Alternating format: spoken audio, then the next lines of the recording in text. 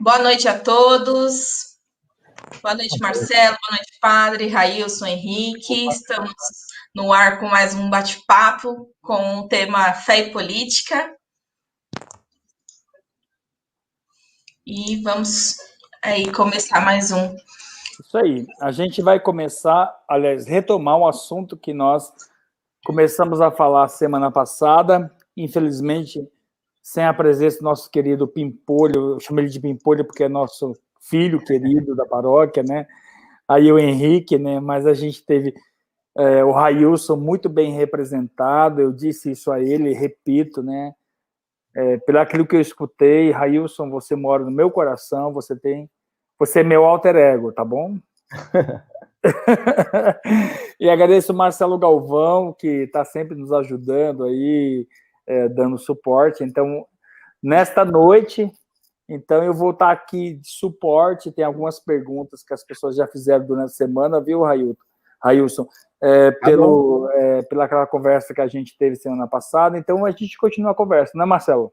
Sim, sem dúvida. E olha que vamos ver se cabe numa só ou se vamos ter que ter 3, 4, 5, né? Primeiro, obrigado, Railson, de estar de volta. Henrique, bem-vindo. Meus sentimentos, a semana passada você não pôde estar com problemas familiares. Imagino que não tenha sido fácil romper com compromisso, proteger família, lidar com dor, né? Mas no final você entrou e confirmou sua presença para hoje, né? Obrigado. Tá tudo bem com você?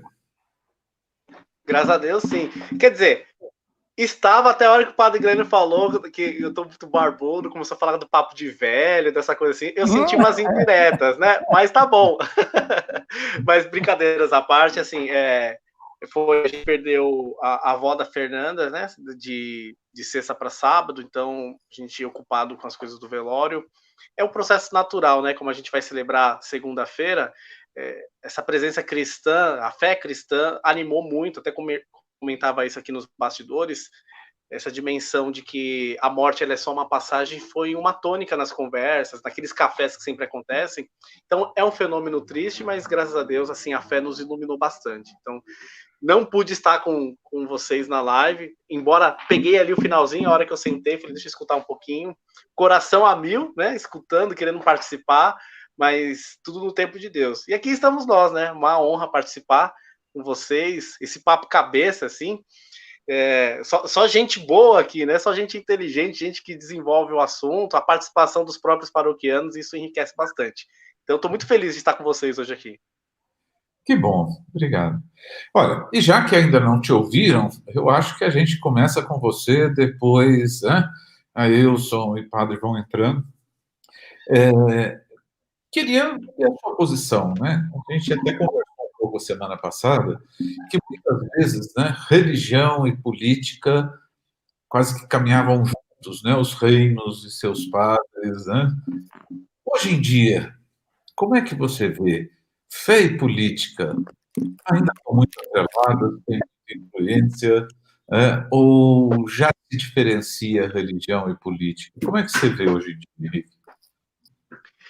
Sabe, Marcelo, quando a gente, pelo menos de onde eu parto a reflexão, existe uma expressão muito cara, assim, pra gente, inclusive a gente quando dá o curso de doutrina social da igreja, né, aí com o Railson a gente, inclusive já usamos o salão paroquial para promover esse curso junto com a renovação carismática na diocese, a gente sempre parte do conceito evangélico do reino de Deus, né? Então, o reino de Deus como essa realidade que não é apenas do pós-morte, mas é uma realidade já presente, inclusive aqueles conceitos teológicos do já é presente, mas ainda não, né? Essa tensão, mas essa concepção do reino de Deus que abrange toda a realidade da gente. E aí tem um texto de Santo Agostinho, De Vera Religione, o nome do livro. Eu não sei se ele é traduzido para o português, porque na época que eu estudei isso, ele estava no livro espanhol, sobre a verdadeira religião. Deve ter uma tradução em português, mas mesmo assim dá para pegar alguns trechinhos na internet, é fácil, hoje usando aquele Google Tradutor, dá para pegar. E esse texto de Agostinho, ele propõe também uma pergunta sobre qual é a verdadeira religião no ambiente romano. E por que eu quero resgatar isso? Porque em Roma, a prática política era concebida quase como um ritual religioso. Inclusive, até se a gente pega vários elementos da liturgia, as vestes sacerdotais, a veste do bispo, sobretudo, a gente herda desses rituais feitos em Roma. Por que eu quero destacar isso? Porque quando Agostinho cita a política como a religião pública, a religião exposta no ambiente civil, ele coloca o cristianismo como aquele elemento que traz uma visão de mundo completa, de tal forma que quando a gente faz o culto, mas não no sentido de adoração, né? O culto no sentido do cultivar a política, porque a palavra culto, ela significa cultivar. Então, quando a gente vai cultivar a política, a gente tem um adubo diferente, que é o adubo da fé. Então, perguntam, a fé e religião, elas se conversam?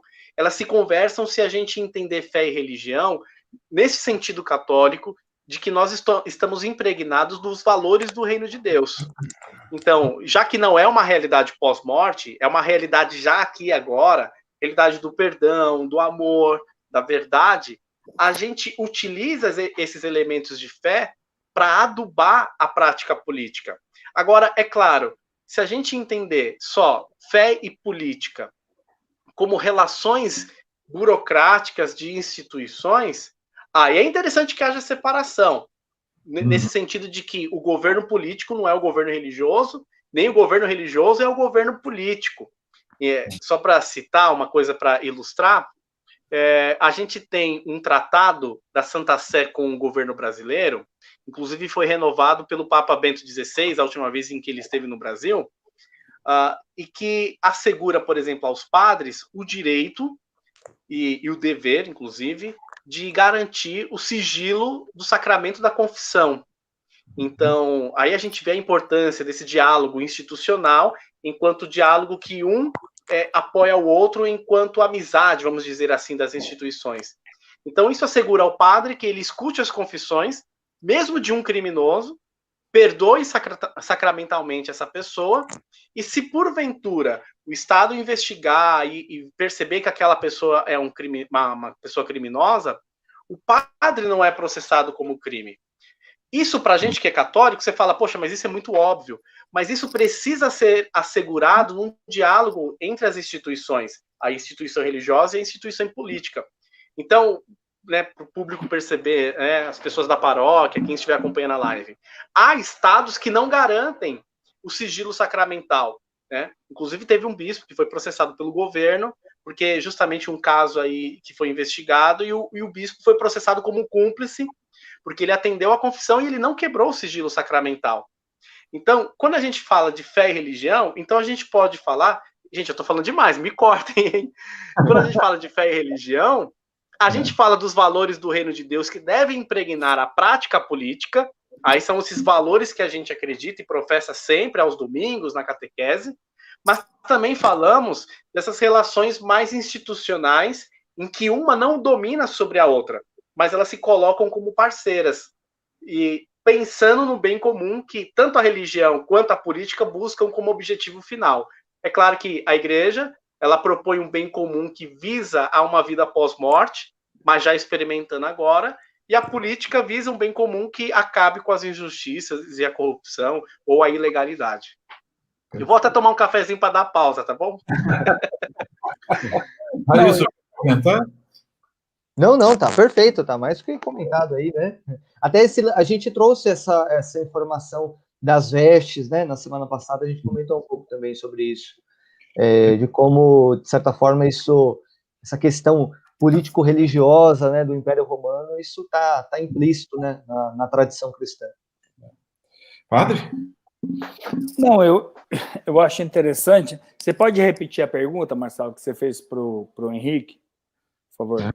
Não, eu tinha levantado a questão que, historicamente, se via muita ligação entre religião e política e governo. Se hoje a gente consegue distinguir fé, religião de política, né? Não, eu acho assim, eu acho que... Bem interessante, o meu pensamento é assim, no período em que a nossa religião surgiu, que não era uma religião, mas um modo de exercer a fé, que era a fé no Cristo, Na verdade, a religião que existia é a religião judaica, né? E que Jesus não tinha intenção nenhuma de fundar um novo tipo de ritual, de doutrina, que a gente depois chamou de cristianismo, porque teve que fundar isso, porque, infelizmente, as pessoas que seguiam o Cristo foram expulsas do judaísmo. Ok. Mas atrelar isso a um poder político, isso foi um grande problema, e é um grande problema até hoje para a nossa religião. Ou seja, a gente está vivendo as eleições agora, né? Então, assim, eu estou cheio de candidato na minha orelha aqui, ó, no meu WhatsApp, dizendo assim, posso fazer isso, posso fazer aquilo, padre, você me apoia aquilo, você me apoia aquilo, ou seja, querem atrelar, ou seja, a religião à política e a política à religião. Politicagem, a gente conversava isso, Railson vai lembrar disso. A politicagem, ou seja, a eleição, e depois somem, desaparecem, a gente nunca mais sabe desses caras. Tal. Então, ou seja, apoiar a politicagem à religião é um grande tiro no pé. Nós somos políticos por natureza, por quê? Porque o que é política, né? A gente conversava aqui, né? É o cuidado da cidade, é o cuidado do meio, é o cuidado da paróquia, é o cuidado das pessoas, né? Isso é política. Então, ou seja, o reino de Deus, o Henrique, desculpa, Henrique é meu sobrinho, acho que foi um ato falho, viu, Henrique? Então, gosto tanto de você como do meu sobrinho, então acho que foi um ato falho. Um grande beijo para você. Então, ou seja, o Henrique levantou uma coisa que é a questão do reino de Deus, e eu fiz meu exame de universo foi sobre o reino de Deus, e na verdade eu troquei a frase reino de Deus pelo reinado de Deus, ou seja, onde Deus atua. Então, Deus atua hoje, atuou ontem e atuará no futuro. Então, no reinado de Deus é política, ou seja, é cuidado, é onde haverá sempre cuidado com as pessoas. A politicagem é o que a gente chama muitas vezes de corrupção, de aproveitamento, enfim, de várias coisas que a gente tem sofrido aí. Eu não sei se é isso que você queria começar a conversa, Marcelo, mas é essa loucura que passou na minha cabeça aí. Não, eu queria, só para trazer um elemento também, e talvez tenha sido abordado semana passada, então me perdoem se eu for repetitivo aqui, tá? Mas até quando a gente estuda em ciências da religião a palavra religião, uma possível interpretação da palavra religião é um vocábulo latino que é relegere, que significa reler. Então tem o religare, esse é o tradicional, quando o pessoal fala de religião, mas tem o relegere, que é reinterpretar a situação. Então eu gosto muito dessa etimologia, né, o estudo da origem da palavra. A origem da palavra como relegere, porque é justamente isso. Quando a gente faz uma experiência com Cristo, a gente olha o mundo diferente. Então, quando vem situações como essa que o padre Glênio mencionou, vem um político, e ele não está ali participando da comunidade, querendo, em algumas vezes, né, nesse período eleitoral, querendo promover o bem comum, mas ele quer fazer ali um curral eleitoral. Então, quer dizer, a gente que tem uma outra leitura de sociedade, uma outra leitura de fé, a gente percebe. Então, poxa, essa pessoa ela não quer vir aqui pelo bem mesmo, mas ela quer cativar, aí naquela expressão de cativeiro, não é cativar no coração, mas é fazer um cativeiro eleitoral para que ela seja promovida. Aí que eu acho complicado. Então, quando você faz uma troca de favor, e eu, por exemplo, eu vejo sempre de movimentos dentro da Igreja Católica ligados às juventudes, né, o TLC, a renovação, e às vezes a gente mesmo, falando aqui da minha experiência com o TLC, se via cativo de um determinado candidato, porque ele, agora não, porque é pandemia, mas ele vinha, dava lá 100 quilos de carne, 50 quilos de carne, aí você se sentia obrigado a promover aquele cara, e às vezes aquele cara, como já aconteceu, super eu sei envolvido o nome desse cara, tá? Não vou dizer. Em nome de Jesus, não direi. Pode continuar. Mas é bem isso. Aí a gente troca. A gente troca as ações do bem comum porque ele traz esse quilo de carne. E assim, se a gente for levar muito a fundo e bem a sério essa discussão, se ele traz essa doação do quilo de carne como doação espontânea do bolso dele, é uma coisa. Mas o que a gente sabe de bastidor é que geralmente isso é um desvio de algum recurso, de algum lugar, E a gente, sem querer, a gente triangula essa prática. E aí a gente vai lá e vira promotor eleitoral dessas pessoas, achando que estamos fazendo algo bom, quando, na verdade, a gente está... A diferença entre eu prometer voto do cara pro cara que prometeu lá 50 quilos de carne pro meu retiro e aquele outro que pagou R$50 na porta da escola para votar, não existe diferença. No fundo é a mesma prática. Então, é preciso ter coragem para assumir essa postura. E aí, por isso que eu acho fantástico quando a gente caminha com a igreja, porque a gente percebe os critérios. Não tem problema apoiar o candidato, não tem problema ele ir lá e o padre, no sentido de opinião pessoal, falar, olha, eu conheço esse cara, então é alguém que eu endosso e tal, tranquilo. O problema é chegar lá na frente, que isso acontece muito com os nossos irmãos reformados, falar, este aqui é o escolhido por Deus, então a gente tem que votar nele, se não votar nele, você está votando no anticristo. Acho que essa manipulação religiosa que se faz nas consciências, que é complicado. Então você usa a fé, faz o culto que deve ser o culto dominical, né, a Deus, faz ele como um instrumento de panfletagem política. Panfletagem política no sentido de promover um candidato específico. Aí é complicado, aí é desonesto com o nosso povo simples, que acaba aderindo àquele candidato porque ele estava lá, ele leu a leitura, ele fez isso, ele fez aquilo outro. Então isso é complicado.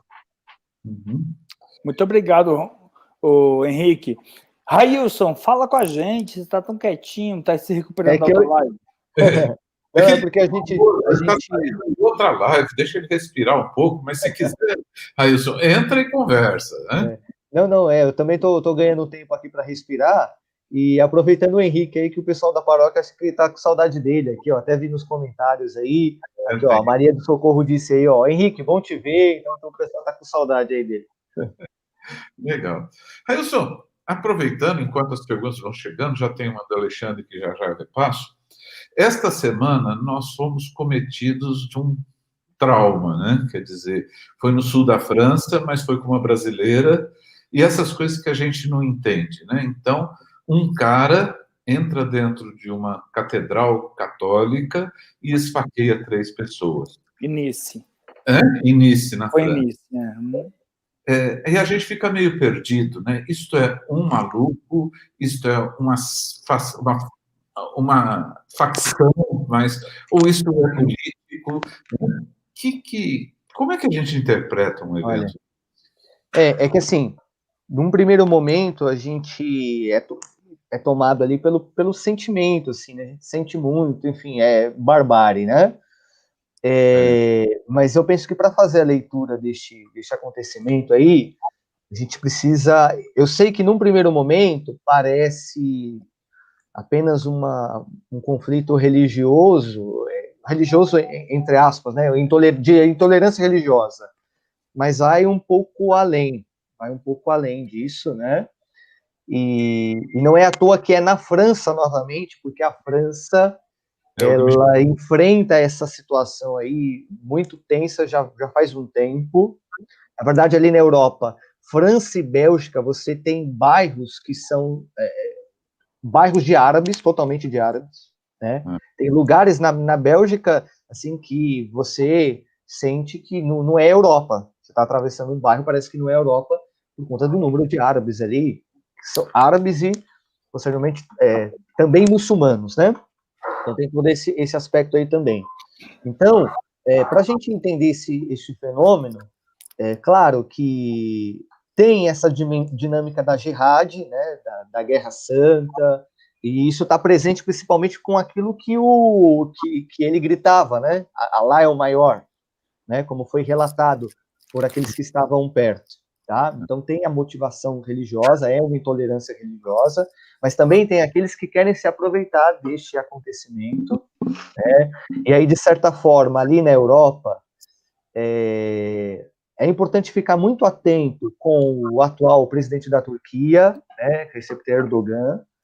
Ele tem muito interesse nesse tipo de situação, e até uma outra situação, essa tem uns 3 meses, se eu não me engano, com a antiga basílica, né, a Hagia Sofia. Ele transforma ela, era igreja antigamente, onde ocorreu o concílio, depois se tornou museu e agora é transformado em mesquita.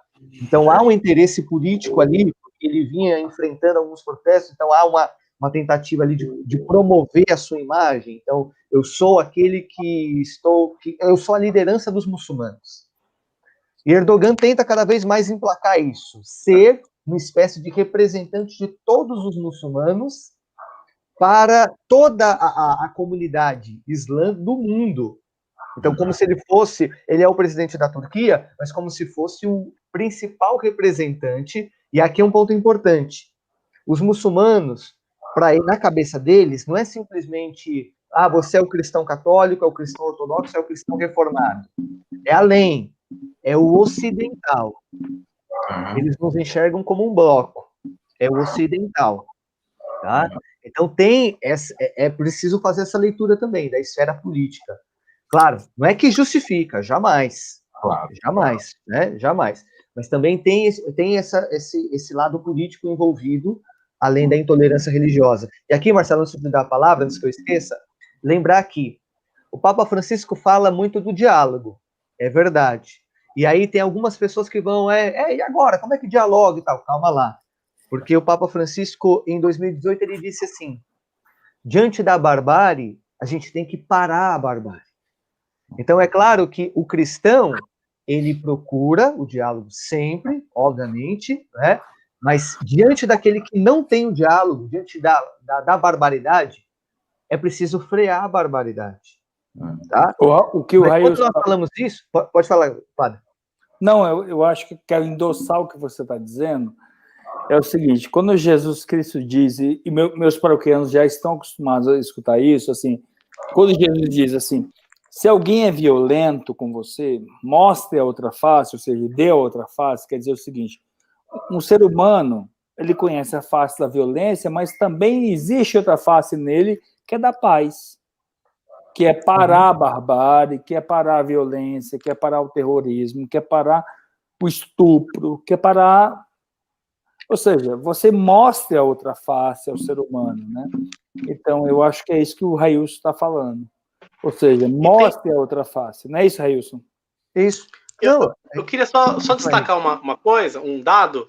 Quando a Simone, que é a brasileira que sofreu no atentado, ela sai correndo da igreja, ela vai para um restaurante que tem em frente. O dono do restaurante, que acudiu, que ajudou nos primeiros socorros, é um muçulmano. E ele correu com o irmão dele para dentro da igreja para ver o que estava acontecendo, para ajudar a parar aquele atentado, ou, enfim, para tentar impedir as coisas. E depois ele dá uma entrevista falando, olha, gente, eu tô chocado, porque não é isso que a gente vive na crença do Alcorão. Então, esse cenário de barbárie, de violência como instrumento de dominação contra o Ocidente, como o Railson falou, ele não é mais tão bem aceito assim. Existem grupos radicais que acabam endossando um discurso fanático contra o Ocidente no sentido de realmente destruí-lo. Assim como houve grupo terrorista cristão lá na Irlanda, né, que inclusive provocou uma chacina contra os irmãos reformados, evangélicos, enfim. Então a gente percebe que existe extremismos quando você faz recortes de trechos, né? E isso em todas as religiões, mas sobretudo a gente padece um pouco com os muçulmanos lá na França, nesse sentido. E também... Pode falar, Marcelo. Não, eu acho assim, que resumindo, nós estamos falando dessa coisa de política, de fé, mas que o que vocês estão levantando é assim, vamos separar, ou seja, o que é presidente da Turquia, que tem um governo independente dos muçulmanos, pressionado inclusive por outros países muçulmanos que têm a interferência religiosa, né? Acho que a Turquia é o único país muçulmano que não tem a igreja dentro do governo, né? E, portanto, ele é cobrado e precisa mostrar serviço, né? Do mesmo jeito, Macron, na França, tem seus radicalismos e suas buscas por defender, só que daí as pessoas começam a trazer para um plano meio que... este cara foi cometer um ato dentro de uma catedral católica, né? A gente começa a querer colocar no mesmo baú todos os muçulmanos, né? A gente tomar cuidado com esses preconceitos ou essas loucuras individuais. É isso? Isso. E vale lembrar aqui, Marcelo, era isso que eu ia falar, o Henrique estava agora há pouco numa live sobre a Fratelli Tutti. Ontem eu participei com uma paróquia de Belo Horizonte também sobre a Fratelli Tutti, e o Papa faz um agradecimento ao muçulmano, vai citar ele nominalmente dentro da Fratelli Tutti, né? E aí até é muito significativo. Nessa semana teve uma fala de um teólogo, ele ítalo-norte-americano, né, nasceu na Itália, mas radicado nos Estados Unidos, que é o Massimo Fagioli. E ele fez um comentário muito interessante. Ele dizia assim: o Papa João Paulo II, durante o seu pontificado, foi o pontífice que mais deu passos significativos no diálogo com o judaísmo, né? E agora, e ele comparava com o Papa Francisco, o pontificado de Francisco é o que mais dá passos para o diálogo com o mundo islâmico, né? E o Papa também dá esses passos significativos porque ele percebe e ele alerta sobre isso na Fratelli Tutti, que é o quê? Cresce o fundamentalismo. Uhum. Em toda a esfera religiosa, até mesmo entre os cristãos cresce o fundamentalismo. Por exemplo, hoje, 31 de outubro, na cultura norte-americana, o Dia das Bruxas, né? E aí as escolas de inglês dos Estados Unidos trouxeram, as escolas de inglês aqui do Brasil importaram essa cultura e hoje ela está aqui presente na escola particular, etc. e tal. Então, assim, não sei vocês, né? Mas assim, basta navegar um pouquinho na rede social que a gente vai se deparar com algum texto um tanto fundamentalista em relação a isso, dizendo que é coisa do diabo, enfim, coisa do tipo. Então cresce o fundamentalismo religioso, né, em todas as esferas. E Francisco lê esse sinal dos tempos e percebe que, bom, eu como cristão, o que eu posso fazer? Aí entra o que o padre Glênio falava, da outra face, né? Então eu vou buscar o diálogo. O diálogo é minha outra face, né? É a minha outra face para que as pessoas vejam isso, porque isso também é um evangelho simbólico, né? Quando ele cita um muçulmano na encíclica, quando ele recebe, quando ele participa de uma oração, de um momento de oração ecumênico, de um momento que pede pela paz interreligiosa, etc. Tudo isso é lido pelo mundo e, de certa forma, isso pode semear em muitos lugares essa busca pela paz. Né? Então, é importante dizer isso. Não jogar tudo nessa balaia. O Gabriel, ele reforça, esta temática do cenário francês é muito necessário ser abordado. Né? Daí o Alexandre coloca a seguir, né? Apesar de já tinha uma pergunta, depois a gente volta, Alexandre. Tive a oportunidade de ler o Alcorão, e mesmo se você não estuda e não tem quem o interprete, leva a interpretações errôneas. E em todo lugar, as pessoas que seguem quem os guia. No Brasil, temos nosso atual presidente que fala em ministro terrivelmente evangélico. Eu vou deixar para o Henrique. Não, eu gostaria de intervir. Assim, aqui não é uma conversa sobre o presidente, sobre partido X, partido Y, tá? Então, a nossa conversa é sobre política e fé, tá? Então, ou seja, independentemente se é o presidente, vou citar nomes aqui, tá? Fernando Henrique Cardoso, Dilma, Lula, Bolsonaro, Boulos, Covas, ou sei lá, outros, né? O Crivella. A gente não tá citando pessoas. A gente quer conversar. A gente quer abrir a conversa. A gente quer falar sobre política e fé, ok? A culpa foi minha aqui que eu citei nominalmente o Erdogan, mas era necessário. Não, mas aproveitando a pergunta, eu acho que cabe, já que o Railson mencionou, uma reflexão que o Papa Francisco trouxe na Fratelli Tutti. Ele traz uma expressão que é a amizade social. E é tão lindo quando a gente lê, assim, eu realmente me emocionei quando li a carta encíclica. Na primeira vez, inclusive, a gente cometeu um equívoco, né, Railson? Porque a gente recebeu a carta antes dela ser publicada, né? A gente recebeu lá numa versão em espanhol, depois veio em português, mas estava embargada. E aí a gente empolgado já foi divulgando, depois uma amiga nossa falou, não, vocês têm que esperar o Papa oficialmente, né, divulgar o texto. Mas assim, eu fiquei tão empolgado, porque a expressão amizade social que o Papa Francisco traz pra gente é este conceito de que, olha, gente, o mundo ele é o lugar da multiplicidade, ele é o lugar das diferenças. O mundo tem gente de todas as cores, de todos os credos, de todas as concepções políticas, e diante neste mar de adversidades, mas não no sentido de adversário, tá? Mas adversidades no sentido de números de posições diferentes e compreensões diferentes de mundo, cabe a gente tratar todas essas pessoas como amigas. Então, são amigas no sentido de que, com um amigo, eu sou corintiano, o Railson é palmeirense. E a gente é super amigo.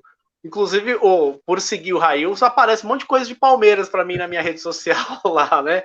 Tem outro amigo, inclusive foi o Gabriel que comentou aí no YouTube, também palmeirense. Tem outras pessoas que são paulinas, enfim. Eu, por ser amigo deles, não quero e não posso desejar que todos eles torçam para o mesmo time que eu. Então, essa multiplicidade, ela é até legal, que a gente vai, um brinca com o outro, mas todos sentam no final da tarde na mesa comum. Então, este mundo é o grande mundo de multiplicidade que vai ter concepções diferentes, mas que nessas concepções diferentes, ao final da tarde, possamos sentar à mesma mesa. E aí a gente sabe que, para nós católicos, a mesa ela é um lugar muito simbólico, é o lugar da comunhão. E aí, quando a gente retrata a mesa como lugar da comunhão, a gente lembra dos próprios apóstolos. Você tem apóstolos mais esquentados, como Pedro, que pega a faca, né, pega a espada e quer matar todo mundo de uma vez e corta a orelha do outro e tal. Mas a gente tem João, uma figura um pouco mais delicada, que deita no colo do mestre. A gente tem Tiago, os irmãos filhos do trovão, né? Inclusive são filhos do trovão, porque é uma referência também temperamental. São pessoas super esquentadas. Mas a gente tem Simão, o outro lá, que male é citado, a gente não sabe muito bem quem é, então uma pessoa possivelmente mais introvertida. Então a gente percebe que depois, até Paulo, apóstolo, quando escreve, ele escreve nesse reino de multiplicidade de opiniões no Império Romano. E aí ele escreve uma carta, na verdade é um bilhete, a Onésimo. Desculpa, Onésimo não, como que é a carta pro senhor do escravo? Filemon. Onésimo é o escravo, Onésimo, né? É o escravo. Isso. E ele escreve a carta pro Filemon, que é o homem... Filemon, que é um homem que tem um escravo como bem. E aí Paulo fala isso, olha, se para o mundo você é escravo, Onésimo é escravo, e Filemon é o senhor do escravo, em Cristo essas diferenças elas não existem, são reconciliadas. Então trate cada um como um irmão. E aí a gente percebe, por que eu quero trazer essa reflexão? A gente vai ter, e é saudável que haja diferentes posicionamentos políticos. Então, bom, quem está lá no executivo vai organizar o país de acordo com suas crenças. E a gente, nessa questão de ser diferente, a gente precisa respeitar. O que a gente tem que levantar a bandeira é o quanto nós, enquanto sociedade, podemos construir um lugar de reconciliação de diferenças. E isso é próprio do cristianismo já nas suas raízes. Já quando Jesus tem um diálogo com aquele homem rico, ele fala, olha, vende todos os seus bens e vem e me segue, o desfecho do evangelho é que aquele homem rico fica triste, o jovem rico, e vai embora. E ok, e foi embora. Em nenhum momento Jesus amarrou uma corda nele e falou, não, agora você é obrigado, você é isso, você é aquilo. Não, vai. Tem uma outra cena do evangelho que os discípulos vão para o outro lado do lago e lá tem outras pessoas pregando o evangelho. E os discípulos voltam para Jesus e ficam doidos. Falam, Jesus, os caras lá estão pregando e não são do nosso grupo. E aí Jesus fala, né, em outras palavras, estou parafraseando aqui, gente, mas ele fala, olha, é importante que a mensagem ela seja divulgada. Porque se eles falam a mesma mensagem que a gente, no fundo, eles são dos nossos.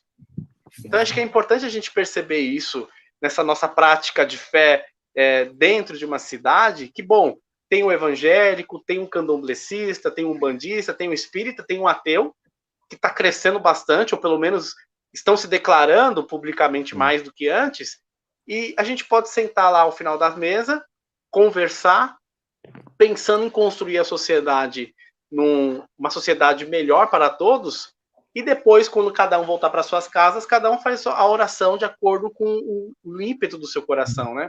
Então, eu acredito que essa mensagem de paz, ela é importante para nós cristãos primeiro. Aceitar o outro naquilo que o outro é. Porque senão não há evangelho sem a liberdade do outro enquanto outro, né? Do outro ser aquilo que ele é. Henrique, você começou falando uma palavra que muitas vezes no Brasil a nossa cultura confunde, né? Você falou adversários. E é importante a gente separar adversário de inimigo. Eu gosto de usar a imagem da folha de papel, que se estamos adversos, estamos um de um lado e o outro no outro verso. Somos adversários. Se eu rasgar, eu estou destruindo a mim também, porque o papel deixou de ser inteiro, né? Então, eu acho assim, adversário pode ter métodos diferentes, pode ter organizações diferentes, mas a gente reconhece que existe um certo grau de lealdade, de foco, é o que vocês falam, né? E a gente muitas vezes confunde e acha que quem pensa de um jeito diferente é inimigo. Muitas vezes nós estamos com interesses semelhantes, mas com métodos diferentes, com bases diferentes. Isso é a diversidade.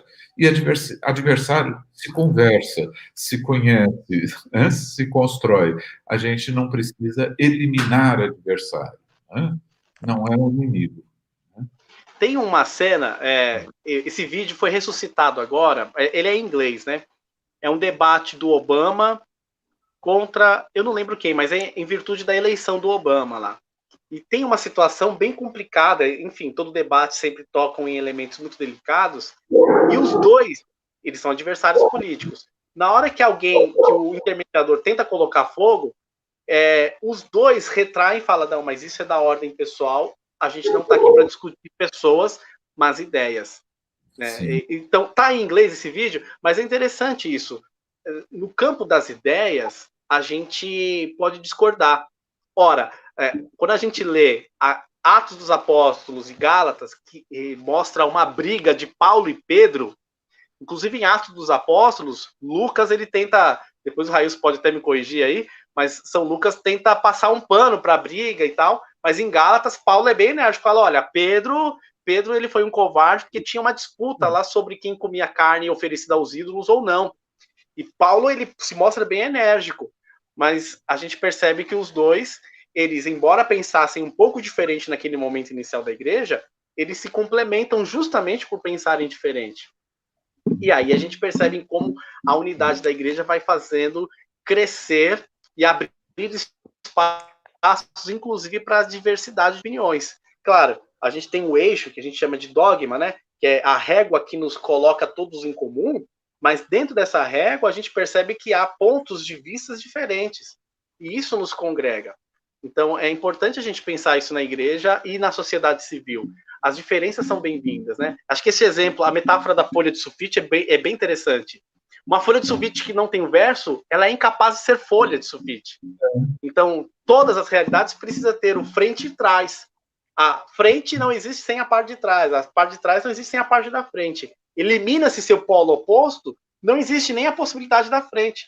Imagina um campeonato só com o Corinthians. Estou citando o Corinthians aqui porque é meu time, né? Embora tenha me envergonhado, mas não faz sentido. Alguém que jogue contra si mesmo. Não tem time, não tem a dinâmica da existência. Você tinha cutucado o Raílson aí sobre... Não. Eu corrigir. Como que é? O Henrique tinha errado para você corrigir, então é a sua chance. Não, era só... quando eu citei aquela treta do Pedro e Paulo... Não, mas tá certinho, é isso mesmo. Agora, eu vou só pegar o gancho aqui, ô Marcelo, aproveitar, e a gente confunde, né? Porque quando a gente pega lá as 4 notas da igreja, que ela é una, santa, católica e apostólica, as pessoas têm uma tendência a interpretar o una como se fosse uniforme, né? Uniformidade. E não, a unidade da igreja ela está na sua profissão de fé, no credo, né? Mas Jesus não nos chamou a ser um, mas não uniformes, né? E quando a gente trabalha, por exemplo, o aspecto da história da igreja, levou muito tempo para a igreja compreender que a sua sede era ali em Roma, e a Santa Sé, e a formação e tal, como nós conhecemos hoje.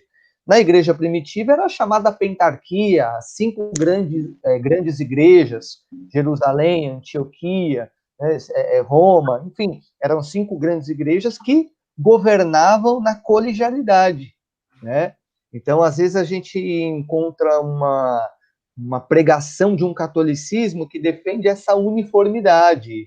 E cuidado, gente, cuidado, porque não foi para isso que Jesus não nos chamou para andar todo mundo igualzinho nesse sentido, né? A gente professa uma fé que é una, nós temos uma meta em comum, que é o céu, é buscar a santidade, mas cada um serve a Deus com o seu carisma, com a sua vocação, com o seu dom, né? E essa é essa grande beleza da igreja, a sua diversidade de carismas, né? Graças a Deus que a igreja tem essa diversidade de carismas, que faz com que quem esteja lá na Costa Rica, com quem esteja nos Estados Unidos, com quem esteja um pouco mais abaixo aqui no Uruguai, no Chile, possa ser um com nós aqui, que estamos na Paróquia São José Operário, através da comunhão, né? Mas nós somos um com Cristo sem perder a nossa identidade. Temos a nossa cultura e também temos a nossa forma de ver o mundo, de ler o mundo. E isso faz parte do corpo de Cristo.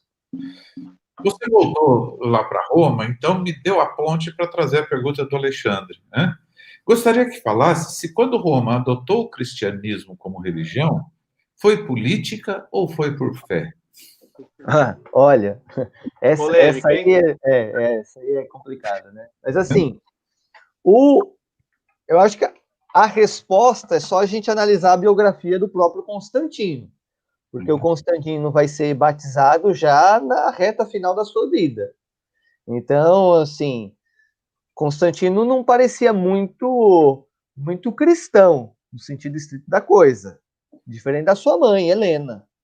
Então, a sua mãe parecia, ela sim, uma cristã genuína. Ele, num primeiro momento, nem tanto, né? Então, o testemunho do cristianismo era algo muito forte, porque foram várias perseguições sistemáticas, né? Domiciano, Nero, Diocleciano, e eles seguiam firmes. 3 séculos, perseguição, de forma clandestina, e eles continuavam testemunhando com firmeza. Então, esse testemunho tocou o coração do Constantino. Se não foi o Cristo, o Verbo encarnado que tocou o coração dele, o testemunho dos cristãos tocou. Ele olhava para aquele povo e falava assim, olha, alguma coisa de diferente essa galera tem. Então não é bom enfrentar esse povo, não. Melhor ter esse povo do lado, né? Então... Me ajudem aí. Me ajudem aí na questão histórica, né? Que Constantino, grandes vezes a gente associa a Turquia, onde hoje é Istambul, que na época era Constantinopla. Portanto, não estava em Roma, né? O Império Romano estava grandão e Constantino estava em outro lugar, né? E opção pelo cristianismo, principalmente por influência de Helena, sua mãe. Foi isso? Isso mesmo. E a gente tem esse período já do declínio, acho que é interessante para quem não de repente está voando um pouquinho da questão. Existe um declínio do Império Romano que ele está se perdendo no controle político da coisa, né? E há uma prática muito comum nos impérios, é que você impõe a língua própria e a religião própria. Então, a língua e a religião são instrumentos, de alguma forma, instrumentos de dominação dos impérios. E aí você tem o culto a César como rito instituído em Roma nesse período. E aí Constantino já estava percebendo. Eu vou fazer uma análise política menos intimista, porque também, no final das contas, falar sobre a consciência de alguém é muito complicado, né?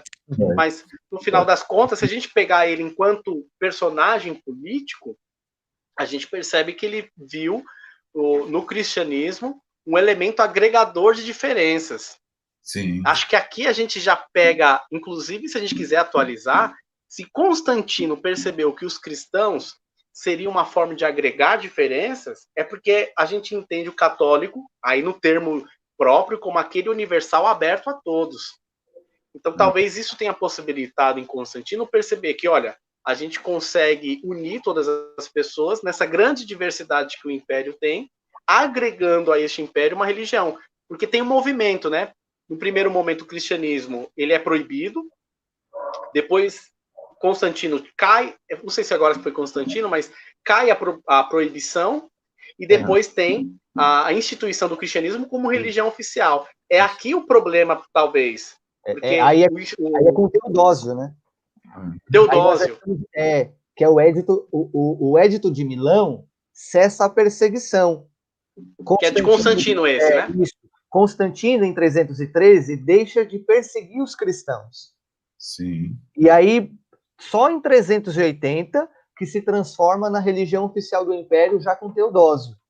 Então, nós temos um período bem considerável entre o Édito de Milão e o Édito de Tessalônica. Exato. Perfeito.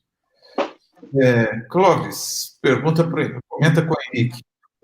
Henrique, Simão era zelote, Jesus Galileu, e foi reconhecido por uma samaritana. Aí é o Simão Pedro, né? E aí é inclusive interessante, porque esse grupo dos zelotes, eles eram um grupo de revolucionários, né? Por isso que eles andavam armados, né? E Pedro provavelmente tudo indica que ele era participante deste grupo, e é um grupo, dizer assim, revoltado com o império, revoltado com essa dominação, né? E Jesus, um homem da Galileia, um homem simples, e, inclusive tudo indica, né, que ele segue uma escola rabínica, que é a escola de Hillel, né? Só para citar aqui, né, Rai? O Hillel, que era um grande mestre no judaísmo, e tudo indica que Jesus herdou de Hillel esse ensinamento claro que, né, Jesus é Deus, mas a gente está dizendo numa linha cronológica histórica, do amar o próximo, e o próximo ser todo aquele que está perto. E aí, por isso que Jesus tem esse diálogo tão importante com os samaritanos, no sentido de propor a eles uma relação mais amistosa que o povo judeu. Então a gente tem vários grupos aqui citados aqui pelo Clóvis, né? Os zelotes, que eram revoltadíssimos contra o império, queriam uma revolta armada, digamos assim. Jesus, um pacifista nesse sentido, um homem aberto ao diálogo, ao amor, pelo menos prega isso. E os samaritanos, que tinha ali uma realidade também um pouquinho marginalizada pelo judaísmo oficial, mas que agora é readmitido quando a gente vê, sobretudo no Evangelho de João, nós vamos adorar em todos os lugares. E não importa se é em Samaria ou em Jerusalém, o nosso Deus é o Deus que é adorado em espírito. E lembrando que os samaritanos formam uma pequena comunidade, mas que está presente até hoje, né? Quem vai a Israel pode encontrar essa comunidade. É um grupo bem pequeno, mas que ainda resiste, nesse grupo de samaritanos. Legal. Bom, tudo bem, Padre Glênio? Tinha sumido? Foi conexão? Não, pois é. Acabou aqui a internet minha aqui. Mas eu acho muito importante falar sobre Jesus, o Jesus de Nazaré, né? Muito importante. Agora, o pessoal está com poucas perguntas aí hoje, né? Eu acho que no sábado passado eles estavam mais... Mas tinha uma pergunta que o padre recebeu no celular. Não sei se o padre conseguiu acessar. O pessoal disse que bombardeou o padre antes da live aí com perguntas. Sim. Vai lá, padre. Espera aí.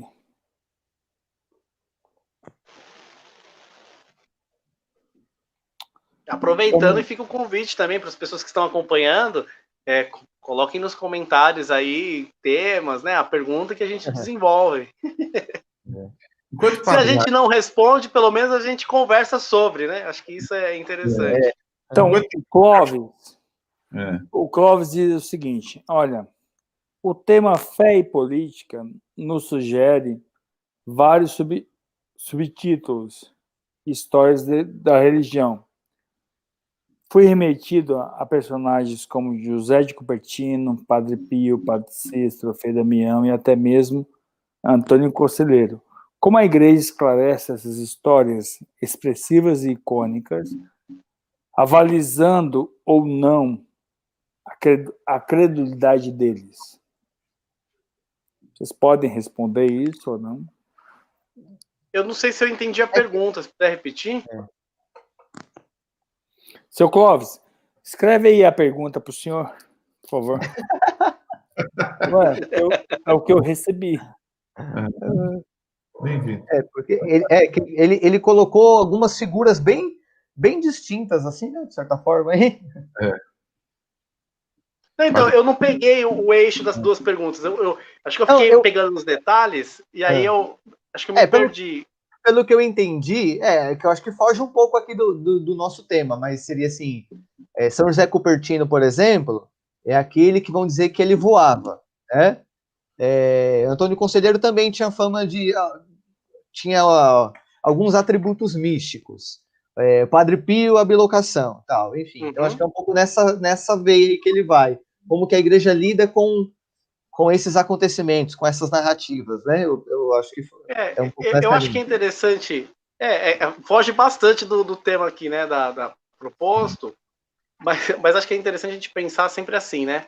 Que enquanto manifestações místicas está dentro daquela esfera da particularidade da expressão religiosa de cada um. Então, a gente nunca vai ver a igreja, de repente, tornando universal uma prática mística de algum grupo, mesmo que, ou de uma pessoa, mesmo que essa pessoa seja canonizada. Então, essas manifestações, né, da meditação, da elevação do corpo, enfim, acontecem como manifestações religiosas. Agora, o que a gente pode trazer, talvez, para conectar com o nosso tema aqui, é que essa espiritualidade, ela precisa nutrir em nós uma percepção de mundo que exige uma resposta cristã. Aí eu quero citar o Padre Pio, porque o Padre Pio, sendo este homem que foi estigmatizado, né, as estigmas na mão, estigmatizado também socialmente, e também o homem lá da bilocação, ele usa o dinheiro e a capacidade de aglomerar o público para arrecadar um dinheiro para construir um hospital que está posto lá até hoje. E é interessante que há um momento, pelo menos no filme que no Brasil é famoso, sobre o Padre Pio, em que a congregação está passando uma crise econômica e eles pedem dinheiro ao Padre Pio. E lá na narrativa do filme, eles colocam até um tom de humor, que aí o Padre Pio tira 2 moedinhas e fala, olha, esse é o dinheiro que eu tenho, não dá para pagar a dívida da congregação. E a congregação fala, não, mas você tem aí milhões, como assim? Ele fala, não, aqueles milhões é o dinheiro do hospital, é o dinheiro dos pobres. Com esse dinheiro eu não mexo. Então a gente percebe que não é uma religião, a gente utiliza muito essa expressão, né? Não é uma religião em si mesmada, fechada em si, para ter boas expressões, boas experiências afetivas, me arrepiar. Não, eu me arrepio no quarto, com a oração, tenho experiência mística, mas ao término dessa minha manifestação de devoção, eu vou olhar para a minha aldeia, eu vou olhar para a minha cidade e ver, poxa, não tem um hospital que atenda esses pobres aqui. Então eu vou trabalhar para que tenha um hospital que atenda esses pobres. E aí a gente percebe que Padre Pio tem isso como missão sua também. Perfeito. Olha, o pessoal está dizendo que tem pouca pergunta, mas estão absorvendo as informações, que o diálogo fluiu, né? Me surge uma pergunta aqui, é o seguinte, que vocês estão falando, voltando para a política, se diz que o Brasil, por lei, a Constituição, é um Estado laico. E daí tem aquela briga sobre ter o crucifixo no Supremo Tribunal, não ter o crucifixo. Como é que vocês veem? Ter o crucifixo é uma opção? Essa briga faz sentido? O que a gente pode pensar nisso? Eu tenho uma resposta um pouco polêmica, e eu vou jogar ela primeiro, porque eu sei que o Railson depois vem com uma fala mais conciliatória. Pior que nessa temática eu já ia deixar você falar, porque a minha também é parecida com a sua, eu acho. Aí o Padre Guilherme me ajuda, né, Paulo? Eu vou propor primeiro, eu vou jogar primeiro a bomba, é o morde e assopra. Eu vou morder primeiro, vou assoprar depois a fala, tá? Bom, existe essa preocupação de que, olha, estão tirando o crucifixo, né, dos departamentos públicos e tal. Eu não lembro agora qual que era o bispo, eu não sei se foi Dom Luciano Mendes ou um outro bispo, mas eu lembro que ele tem uma fala assim, daqui a pouco eu pego a referência do bispo. Ele fala assim, a gente fica preso ao crucifixo exposto na repartição pública porque nós, com a nossa vida, somos incapazes de testemunhar o Cristo. Porque na mesma medida em que eu consigo testemunhar o Cristo, não precisa um objeto religioso ali.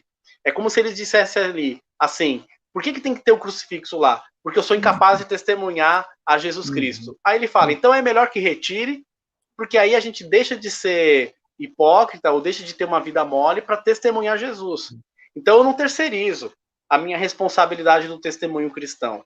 Então, independente de eu estar com uma camisa religiosa ou não, com uma veste religiosa ou não, com um crucifixo à mostra ou não, o testemunho é o mesmo. Então, nesse sentido, quando a gente pensa o Estado laico, aí a gente pensa, poxa, então nós cristãos, a gente vai se omitir no nosso testemunho de vida para fazer o objeto falar por nós? Então, a gente pode ser provocado nesse sentido. Agora, eu falei que eu ia soprar um pouquinho, que talvez a gente possa trazer a herança cultural, né? Enquanto herança cultural, seja importante o crucifixo estar lá. Agora, colocar um crucifixo nessas repartições públicas, aí eu vou dar minha opinião, tá, gente? Quero separar aqui e delimitar bem. Quando a gente pensa no espaço público, todas as fés precisam ser manifestadas, né? Ou nenhuma fé vai ser manifestada. Então, quando a gente pensa no crucifixo lá, a gente está pensando numa manifestação de uma fé específica. Então, tudo bem, eu não quero que retire o crucifixo desses departamentos públicos, mas eu sou a favor que se coloque a imagem de Iemanjá lá, eu sou a favor que se coloque outros símbolos religiosos. Ah, não, mas então não mistura as coisas. Então, por que o meu tem que estar acima dos demais sendo um ambiente público? Então, eu faço essa reflexão civil. Poxa, se posso a minha manifestação, então podem todas. Agora, se não pode as outras, a minha também acho que não é conveniente manifestar, e não estou falando de conveniência no sentido de omissão da minha fé cristã. Até porque a gente vê que existem muitos departamentos públicos com a imagem de Jesus, com a imagem de Nossa Senhora, mas o que acontece ali não é nada cristão. Então, eu faço um pouquinho essa provocação. Perfeito. Perfeito. Ailson, por favor. Tá. Eu também eu penso muito nessa linha aí, parecida com a do Henrique, né? E até pensando, assim, quando a gente avalia até o funcionário público, né, que infelizmente muitas vezes ele é ridicularizado pela sociedade, fala que o funcionário público não quer trabalhar, coisa do tipo, ou coloca em xeque até mesmo a atuação da justiça brasileira. Então, se esse ambiente é tão ruim, como dizem ser, se esse ambiente é tão ruim, por que eu quero, então, um símbolo sacro ali? Né? E tem um livro, foi publicado em 2012, se não me falha a memória, Submissão, Michel Houellebecq, e ele faz uma distopia no qual ele narra a chegada de um presidente muçulmano na França. Uma distopia que pode ser realidade. Né? E aí ele vai descrevendo toda essa mudança da sociedade com a chegada de um presidente muçulmano na França. E um dos pontos que ele trabalha, faz essa provocação, é justamente isso.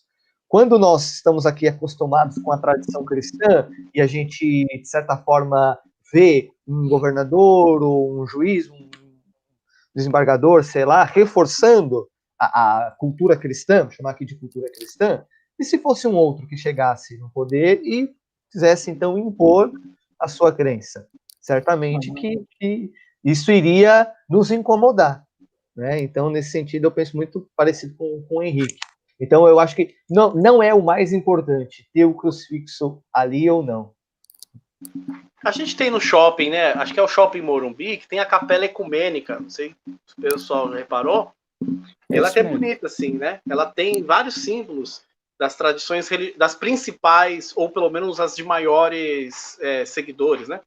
E tem os símbolos, até é bonito o espaço, e usa, assim. A gente tem hospitais com capelas ecumênicas, e inclusive no Rio de Janeiro, acho que eu comentava isso com o Railson outro dia, algumas pessoas talvez se escandalizariam, porque existe um lugar que é limite de Angra dos Reis com... a cidade que vem antes de Angra dos Reis? Paraty, isso. Paraty. No limite ali, a paróquia não consegue atender, e tem um condomínio muito importante, tem inclusive um amigo nosso aqui em comum com... o filho do Sandoval, do Marconi, ele mora nesse condomínio. E esse condomínio tem muita gente morando, são os funcionários da usina. A esposa do Marconi trabalha nessa usina. Então, a igreja não consegue construir um templo lá, por conta leis ambientais, enfim, uma série de coisas. E aí tem um centro comunitário. E o centro comunitário, ele é o espaço religioso daquele bairro, daquele limite. Aí, na sexta-feira, parece que acontece uma reunião... aliás, acho que na quinta-feira tem uma reunião espírita, na sexta-feira tem uma reunião do candomblé, no sábado, culto pentecostal, e no domingo, a Santa Missa. Então, você vê que é um espaço em que as diversas fés estão manifestadas ali, e cada qual deixa os seus símbolos religiosos à disposição. E até eu falei para o Marconi, né, mas não dá briga não? Ele falou, não, o pessoal convive bem aqui, é tranquilo. É claro que não é um espaço religioso no sentido estrito, consagrado pelo bispo, mas é um espaço amplo, né, um espaço múltiplo, um espaço civil. E aí cada qual reverencia a sua religiosidade naquele espaço público. Achei interessante. Quer comentar, Padre Guilherme?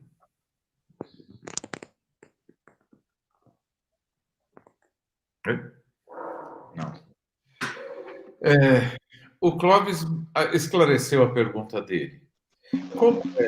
Metido aos personagens como José de Cupertino, Padre Pio, Padre Cícero, Frei Damião e até mesmo o beato Antônio Conselheiro, como a Igreja esclarece estas histórias expressivas e icônicas, avalizando ou não a credibilidade da sociedade? Acho que aí aquela pergunta se são fatos ou não pela Igreja, né? São validados ou não? Eu acho que entra naquela esfera, inclusive numa esfera que o catecismo da Igreja Católica fala de locução interior, né? Até quando a gente pensa, não precisa nem ser esses personagens que ele citou, mas as próprias aparições de Nossa Senhora. A Igreja aceita, mas ela não diz que são aparições oficiais, nesse sentido do reconhecimento pleno e público, né? Olha, ok, serve para nutrir a nossa fé, mas em nenhum momento você vê falando, olha, você, para ser católico, é obrigado a acreditar em tudo que está escrito ali, ou que foi manifestado ali. Claro que a gente tem, com relação a Nossa Senhora, os dogmas marianos, mas extrapolando a isso, cai naquilo que o catecismo diz de locução interior, que são manifestações, né? No caso, inspirações interiores que Deus concede a cada qual em um momento específico. O que não pode acontecer, e aí isso também o magistério da Igreja deixa a gente bem alerta, é considerar essas manifestações particulares como manifestações universais. Eu vou me explicar. Essas manifestações são particulares e lá específica foi específica para o José de Cupertino, foi específica para o Padre Pio, para o Padre Cícero. Isso não significa que eu estou aqui no Taboão da Serra, onde eu moro, que eu, quando saio da minha casa e vá até a São José Operário, se eu não sentir ou não viver a mesma coisa que eles, não significa que eu não sou abençoado por Deus. Então, são manifestações extraordinárias, Deus concede isso, a gente não sabe o porquê, a gente tenta entender, mas isso está dentro do propósito divino, e foram manifestações para aquelas pessoas. Então, de repente, a manifestação que Deus permite a mim é a de me emocionar com uma pregação do Padre Glênio numa homilia, e é ótimo. E, de repente, para José de Cupertino era levitar, mas era uma manifestação dele. Então, não significa que se torne padrão. Isso a Igreja nunca vai tornar padrão uma manifestação privada, né, como essas que aconteceram. Agora, também é um outro fato que existem essa ideia de romancear as histórias dos santos. Então, são recursos literários para você valorizar determinados acontecimentos, né? Então, às vezes, a gente vê isso muito na narrativa de santo, né? Que falava que o santo subia não sei quantos metros de altura. Às vezes isso era forma simbólica e literária para falar que aquele homem ele teve uma experiência de êxtase e que foi elevado a Deus, mas não que de fato materialmente talvez isso tenha acontecido, né? Com exceção de casos que tem registros de foto, acho que é pouco provável a gente considerar a literalidade, né? Perfeito. Parece que você ia falar, Padre Glenn. Você... Não? Tá mudo aí, padre. Tá mutado. Tá mutado. Tá mudo, senhor. Tem muita pergunta, Marcelo. Beijinho a pergunta. Não, mas sobre a comentário ali depois, mas tudo bem. O Alexandre, né, comenta sobre o crucifixo. O ministro Peluso, em um dos seus argumentos, fala que lembra que Pilatos promoveu um julgamento democrático de Cristo. Né? Isto eu lembro que era defendendo a questão do símbolo do crucifixo no Supremo. Né? Sendo o crucifixo uma advertência aos juízes para não cometer um julgamento injusto. Tá bom, é um argumento, mas pode chegar alguém lá e colocar o machadinho de Xangô. Xangô é a entidade da justiça, nesse sentido. Uhum. Ou a própria figura do Tiradentes, né? Também foi um outro. Esses temas são bem complicados, assim, né? Porque é uma esfera, querendo ou não, subjetiva. Então, o crucifixo estando lá, por exemplo, o crucifixo estando aqui presente na minha casa, eu tenho sentido de bênção. A minha é muita bênção. Mas um evangélico se sente hostilizado, né? Então, depende, eu acho, né? Aqui em Taboão da Serra, a gente tem o Cristo Redentor, uma cópia lá do Rio de Janeiro. Mas eu fico pensando isso. Se fosse uma imagem de Ogum, será que as pessoas se sentiriam confortáveis, né? Então, é claro que uma coisa é uma cruz enorme dentro de um templo religioso, ou exposto ali no templo religioso. Tem aquele santuário de São Miguel Arcanjo, que acho que é no Paraná, que você vê a distância, assim, negócio reluzente. Eu acho bonito. Mas é um templo ali, a gente sabe que é um templo. Agora, em outros ambientes, acho que aí vai essa relação cidadã, né? Se uma religião pode, a outra também pode, nesse sentido da laicidade do Estado, né? O Estado laico não é que ele é contra a religião, mas ele permite todas as religiões serem expostas publicamente. Claro. Gente, esta conversa, de fato, o papo vai fluindo e nós estamos aqui há praticamente 10 minutos do nosso tempo regulamentar. Mas o Railson não falou nada, né? Que isso? Desculpa, eu falo demais, gente. Tem que parar. Mas vamos lá, Railson. Alguém provoca o Railson? Railson, o que você gostaria mesmo de deixar como recado para esta população que está pensando como você há 2 domingos, né? Pensando em fé e política, né? Que para você é fundamental que as pessoas não se esqueçam? Bom, primeiro que não é só a nossa casa que importa, né? Não é só a nossa despensa, não é só a nossa geladeira. Então, querendo ou não, o nosso voto ele pode contemplar ou não muitas famílias que vivem situações bem diferentes da nossa, seja melhores ou seja uma situação pior, né? Essa semana aí a gente viu o burburinho envolvendo o SUS e toda essa questão da saúde pública no país. Talvez você tenha um cartão da Unimed, da Porto Seguro, e bendito seja Deus por isso. Mas quem mora na casa de cima ou na casa de baixo, não.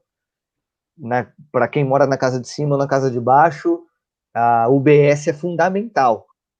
E a UBS pode se transformar num caso de vida ou morte, né? Então, é importante que a gente tenha essa preocupação, essa atenção, né?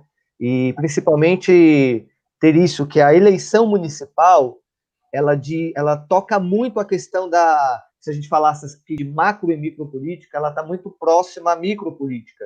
Então, as políticas que atingem de forma direta a associação de bairro, as escolas também, saneamento básico, a forma que é tratado as ONGs, moradores de rua, por exemplo. Então, esse voto da eleição municipal, salvo as devidas proporções aqui, claro que eu posso comentar, o Henrique que me corrija se eu estiver equivocado, mas às vezes a eleição municipal, ela não vou dizer mais importante, mas ela é mais fundamental do que a eleição presidencial, às vezes, né? Uhum. Então, que você, eleitor, considere isso daqui a 2 domingos. E não só o prefeito, né? O seu vereador também, né? O seu vereador também. Né? Que deve ler de forma melhor ainda o bairro, né? Principalmente o vereador. Perfeito. Padre, para a gente... para você não ser o último, né? Não, eu quero ser o último. Eu quero saber do Henrique. Fala, Henrique, o que você gostaria de deixar, reforçar ou de dizer quando você pensa esse tema que você acha importante que as pessoas reflitam e pensem? Cortou aqui, isso é para mim ou é para o padre? Cortou o áudio. Ele quer ficar para o fim. Perfeito.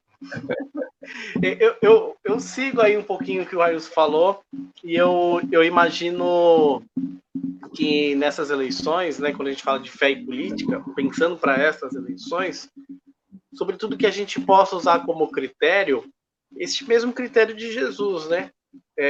Qual destes que estão aí estão dispostos a promover este bem comum enquanto amor, enquanto realização do próximo, né? O Railson falou do SUS, e a gente às vezes tende a reduzir o SUS como só o tratamento lá na UBS, mas a gente esquece que também o SUS cuida da saúde pública de um modo geral, a pessoa que é acolhida, que é socorrida na rua por uma ambulância, enfim. Eu tô com a minha mãe doente, passando um tratamento em casa, e tem um remédio que ela toma que só o SUS pode dar. E só ele é autorizado a vincular. Farmácia nenhuma pode nem vender esse remédio, porque ele é um remédio muito específico, de um tratamento muito específico.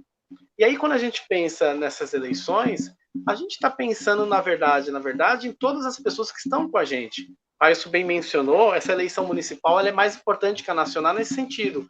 O dinheiro pinga aqui, pinga no bairro, pinga na cidade que a gente está. E na hora de votar, eu sei que aparecem pessoas querendo comprar o voto, e eu sou muito sensível quando alguém, de repente, está passando necessidade e o candidato a vereador ou o seu assessor chega lá com uma cesta básica. E eu entendo essa pessoa que aceita a cesta básica na promessa e no compromisso de votar por esse indivíduo.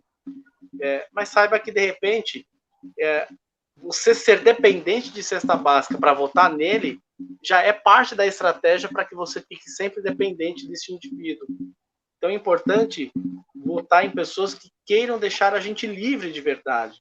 Então, se neste momento ele oferece o dinheiro e você está passando necessidade, é importante pensar lá na frente, mas será que ele vai ser capaz de gerar políticas públicas para que na próxima eleição eu não necessite desse dinheiro, desta cesta básica, deste gás, né? Então, pensar um pouquinho lá na frente, sabendo que os nossos atos têm valor de eternidade, eles marcam a história para sempre. Legal. Então, eu tenho perguntas, assim. Railson e Henrique. Fé e política. Última palavra para vocês. O que é? Como pode ajudar a população? Vai você, Henrique? Ou não? Pode ser. Tem que ser os dois. Os dois? Eu imagino... Cada um de uma vez. Eu sempre penso assim, que a manifestação de fé nossa é uma manifestação política porque ela acontece na cidade. Então, eu preciso ser livre para falar aquilo que eu creio. Eu preciso ser livre para fazer o sinal da cruz na rua e não ser hostilizado por isso. Eu preciso ser livre para ter o direito de ir à missa e o direito de, depois da missa, fazer o bem para o próximo. Então, acho que fé e política, a minha manifestação de fé, que acontece dentro de um templo, desemboca na minha vida, que acontece na cidade, por isso política, né? Então, fé e política, elas se complementam na minha vida. Mesmo que, de repente, eu não tenha interesse partidário de ir lá entender as teorias, mas no mundo da prática, elas se conectam, que a gente não se divide, né? O mesmo indivíduo que vai lá votar é o mesmo indivíduo que vai à missa no domingo. Então, uma desemboca na outra. Isso mesmo. Perfeito. E nesse sentido, quando a gente lê no Evangelho, na palavra de Deus, falando de justiça, de vida, a política pode colaborar de forma bem escancarada para que indivíduos tenham vida, ou, se for mal articulada, vão colaborar para que indivíduos morram. Então, nesse sentido, a nossa fé, que é a fé no Deus da vida, tem que sempre nos orientar para essa reflexão, para que as nossas escolhas políticas não dê poder para aqueles que querem, vão colaborar com medidas que possam levar à morte de pessoas. Agora, tem muita gente que espera que o político seja um salvador, né? Isso tem. Isso tem. Mas aí, Marcelo, aí essa é uma questão que, infelizmente, isso tem em todo mundo, né? Em todo mundo tem isso. E até mesmo, quando o Henrique falava, por exemplo, do grupo dos Zelotas aí, é um judaísmo que espera um Messias que pudesse atuar de forma política. Inclusive, é isso que faz com que os judeus escolham por Barrabás lá, diante do julgamento, porque na cabeça deles, Barrabás poderia ser este Messias que derrubaria o império. Esse Jesus aí não vai fazer nada. Esse Jesus pode ir para a cruz porque ele tá meio mole. Esse Barrabás aí que é meio louco, talvez ele ocupe esse espaço. Então, o próprio Evangelho nos mostra que o povo sempre busca esse salvador político, né? Não é novidade, infelizmente.